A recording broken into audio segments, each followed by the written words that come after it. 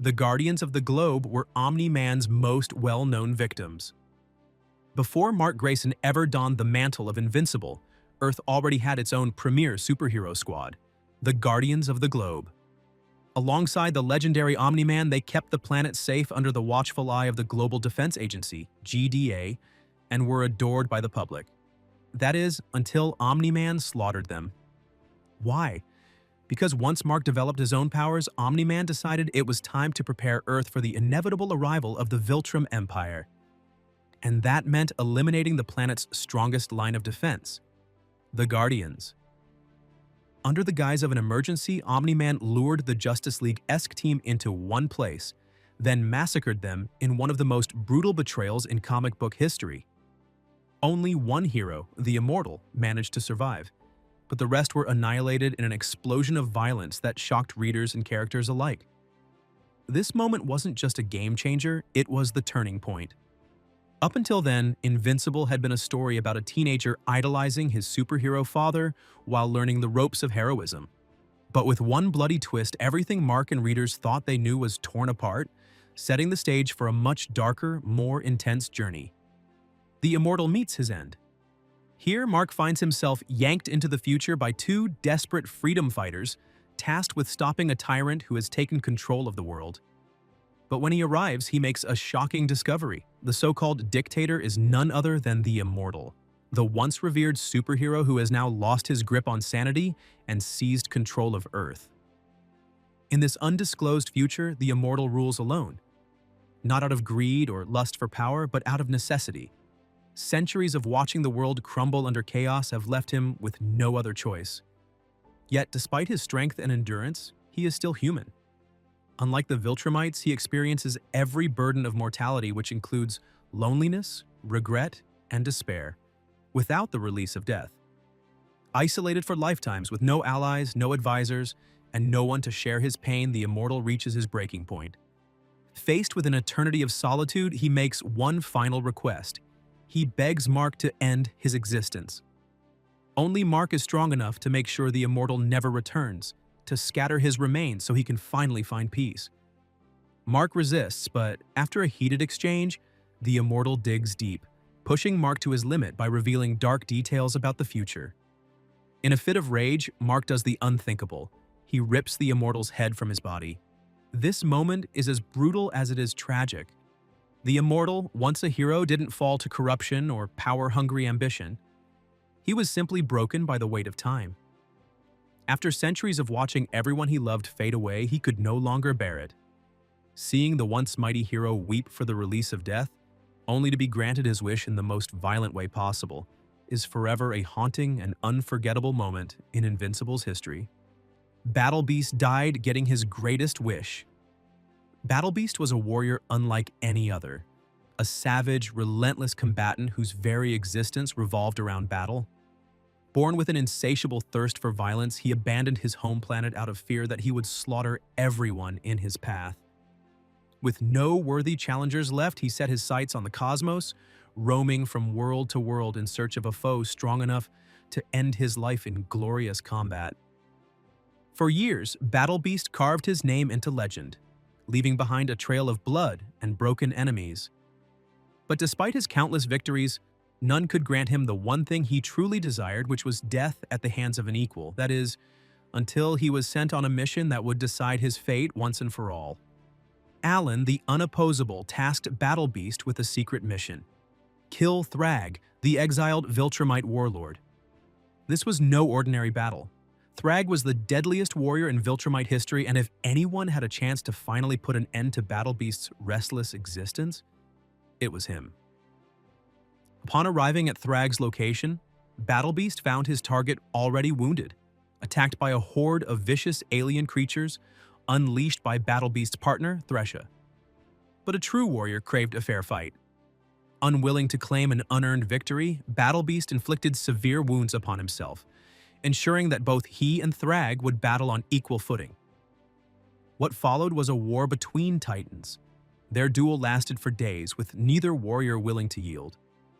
Blood soaked the battlefield as they clashed again and again, each refusing to fall. Battle Beast came closer than nearly anyone before him to killing Thrag, pushing the Viltrumite to his absolute limit. But in the end, even his monstrous strength was not enough. Thrag, battered and bloodied, emerged victorious, dealing the final blow that ended Battle Beast's life. And yet, there was no bitterness in his final moments. For the first time, Battle Beast had faced a battle truly worth fighting. With his dying breath, he thanked Thrag, grateful that he had finally met a warrior strong enough to end his ceaseless journey. But Thrag had no respect for his fallen foe. Instead of honoring Battle Beast's warrior spirit, he desecrated his remains, skinning him and turning his fur into a pelt, a trophy to showcase his dominance. Battle Beast was never a hero, but he was undeniably one of the most unforgettable figures in the Invincible universe. His unmatched ferocity, his thirst for combat, and his unwavering code made him a fan favorite. His death was both triumphant and tragic, not just because he lost, but because the greatest battle of his life had to end. And for a warrior who lived for nothing but the fight, there was no greater tragedy than that. Cecil is assassinated by Robot in a shocking death. Cecil Stedman was more than just the director of the Global Defense Agency, GDA. He was the backbone of Earth's defense, the man who kept the world from descending into chaos.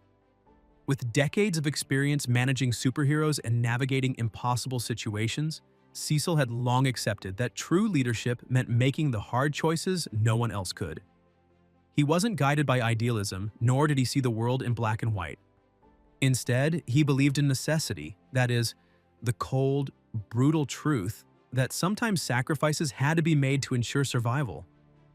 Cecil's pragmatism often put him at odds with Mark Grayson, a hero who still believed in doing the right thing without compromise. The two clashed time and time again, especially as Mark grew older and saw more of the world's darker realities. Yet, despite their differences, Cecil knew one thing for certain. When Earth faced an existential threat, Invincible was always willing to fight for its survival. And so, no matter how much they argued, Cecil continued to rely on Mark, understanding that they shared a fundamental goal to protect humanity at all costs. But even Cecil's careful planning couldn't save him from what came next. When Robot, once a trusted hero, set his sights on global domination, he knew there was one man who could stand in his way. Not Invincible, not even the world's remaining superheroes. It was Cecil Stedman. Cecil was a strategist, a leader who had outnumbered gods, monsters, and even Omni-Man himself. Robot understood that as long as Cecil lived, he would never stop plotting, never stop gathering forces, and never stop resisting. That made him the greatest threat to Robot's new world order. So Robot didn't hesitate. He struck first, and he struck mercilessly. Before Cecil could even mount a defense, his throat was slit in a cold, calculated assassination. He barely had time to react before Robot crushed his skull underfoot, ensuring there was no chance for survival, no last-minute heroics. It was quick, brutal, efficient.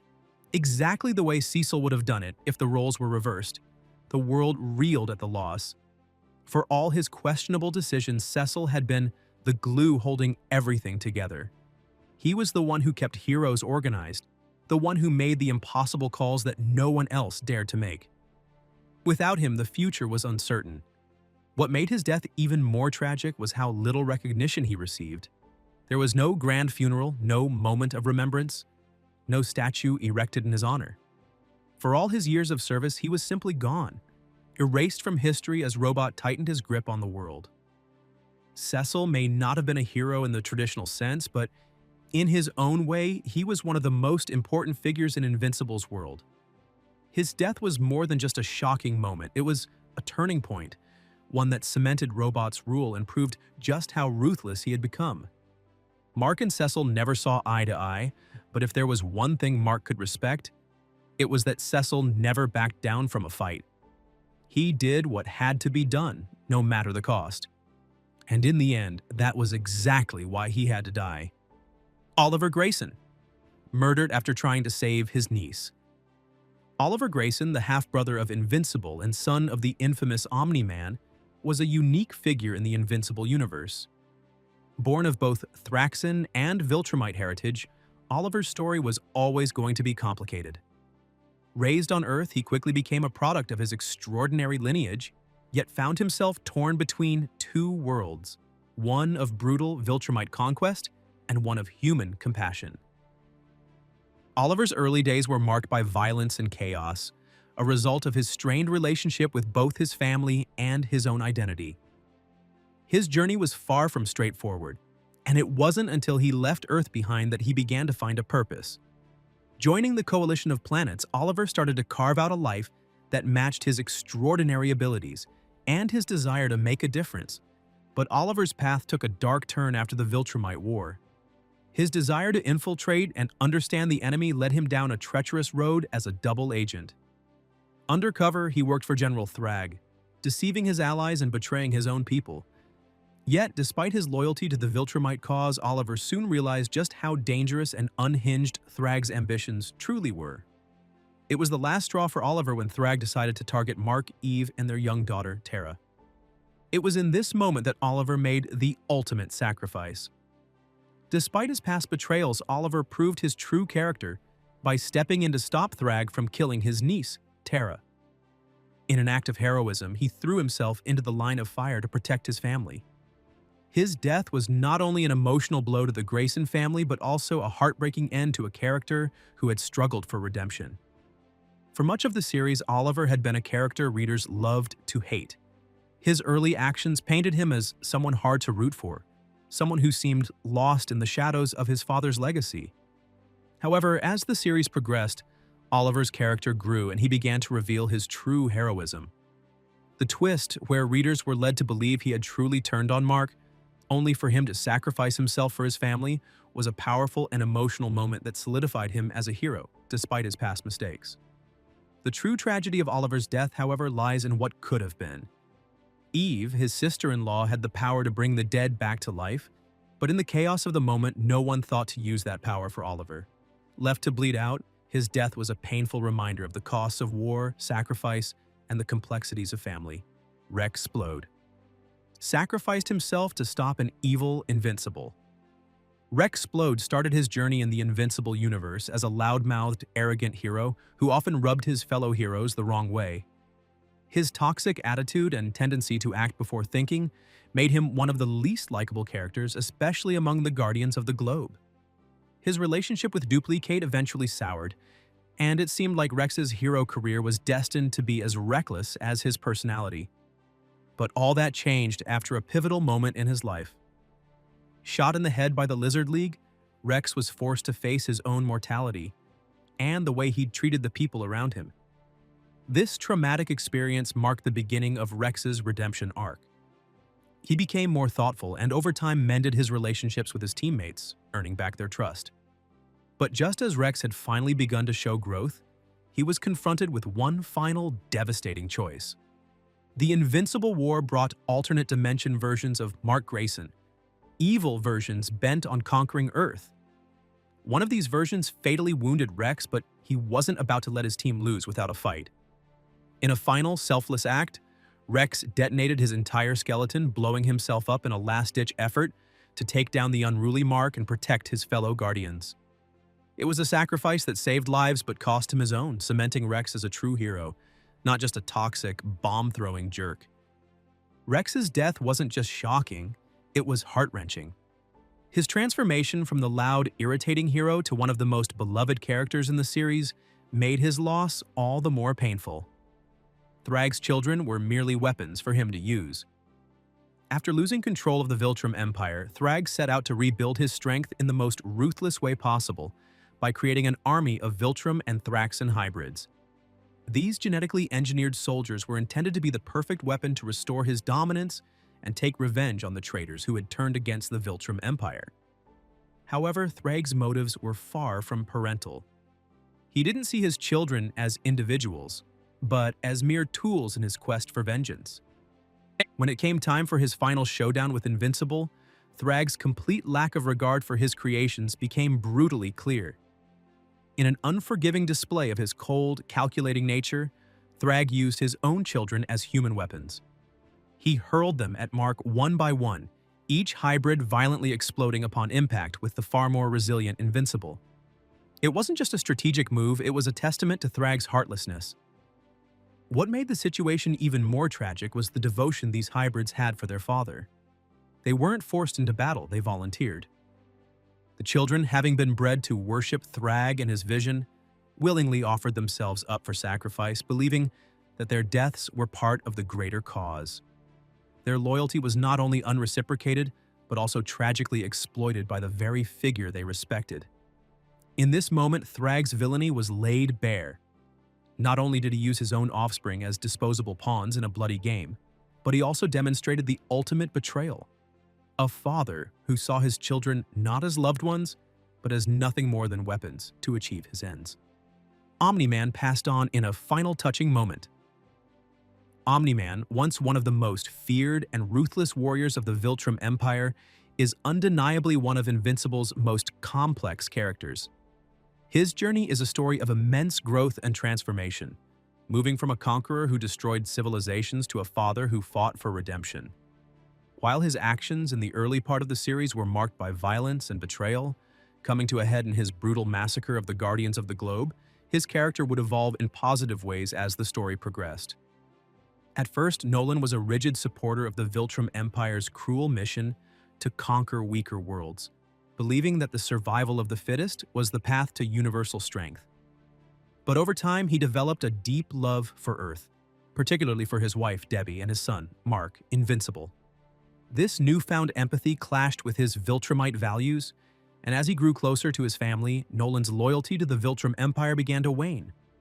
His defining moment of change came when he turned on his former allies, choosing to protect his loved ones and the innocent people of Earth over the brutal conquest his empire had planned. However, it was this same empathy that ultimately led to his downfall. After taking the mantle of Viltrum Emperor, Nolan worked to guide the remaining Viltrumites toward a new era of peace, teaching them the value of human empathy. In a tragic twist, Nolan's kindness toward Thrag, choosing to spare the life of his greatest enemy as an act of mercy, proved to be his undoing. Thrag, ever the opportunist, would return with a vengeance, ripping Nolan apart in a brutal battle. Nolan succumbed to his injuries, but not before sharing an emotional final moment with his son. In one of the most heart-wrenching scenes in Invincible, Nolan expressed his belief that Mark could change the Viltrumites, just as Mark had changed him. As father and son shared their final words, it was clear that Nolan had come full circle. From a conqueror willing to destroy his family for the Viltrum Empire, to a father who loved his son deeply and believed in his ability to build a better future.